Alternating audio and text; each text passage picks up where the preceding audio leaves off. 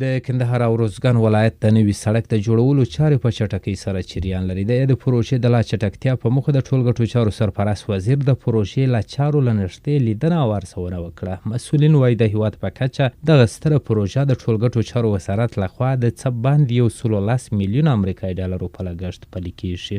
د کندهار دهراوت او ترینکوټ دهراوت په نوم د سړک جوړولو همدا پروژه د کوشتپې کانال د پروژې راوروسته د هیواد په کچه د سترو او کلیدي پروژو څخه یوه هغه ده چې پکې 220 کیلومتره اوږد سړک په پاخه او اساسي ډول جوړیږي. دغه پروژې چارې تر بل هر وخت په چټکۍ سره جریان لري. په همدې موخه د ټولګټو چارو سرپرست وزیر الحاج مولا محمد عیسی ثاني د کندهار خاکریز او نیش ولسوالیو ترڅنګ روزګان ولایت ته سفر وکړ او د یادې پروژې له چارو څخه یې له نږدې لیدنه وکړه او له مسؤلینو یې خوښي وښوده چې چارې یې ګړندۍ کړي. څنګه یاست؟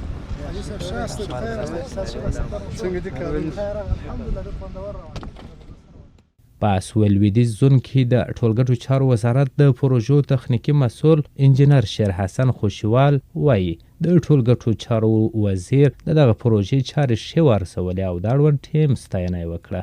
نوموړي د کندهار او روزګان ولایت د نوي پراخ سړک د چارو د لاس سمون او چټکتیا په موخه قراردادي شرکت او د پروژې څارونکي ټیم ته یو شمېر لازمي لارښوونې او سپارښتنې وکړې.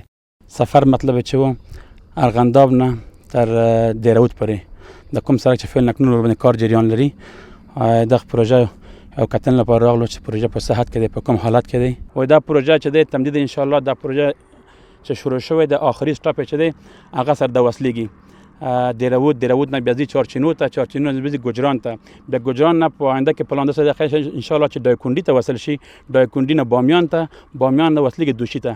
چې دا پروژه متاسو بیا هم ته د خبر تکراروم چې دا پروژه د یو ولایت پروژه نه دی، دا د غونډ افغانستان پروژه دی او دا پروژه هم دالې شمال نومیږي.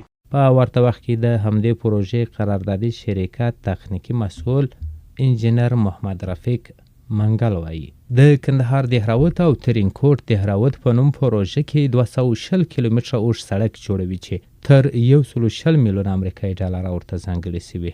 نوموړي وایي د دوی د شرکت ټولې چارې د ټولګټو چارو وزارت سره په همغږۍ او د هغوی په همکارۍ روانې دي. چې د دې براوت شوی دی تقریبا 110 میلیونه 15 میلیونه ډالر داسې تخمینا براوت دې پروژې شوی دی. 12 ځای کار شروع دی چې هر سیکشن کې تقریبا 40-50 دانې وسایط اراده ماشینګري همداسې همچنان 15 نفره انجینري سټاف کاریګر پرسونل اخته دي. کارونه انشاءالله ښه چټک روان شوي دي. یوازینی علت او لامل هم دغه دی چې د مونږ کار پیشرفت کړی دی. موږ سره د امارات په هره مناکه هغه د لوی سروان تر وړه پورې ټول موږ سره شپه ورځ همکار دي.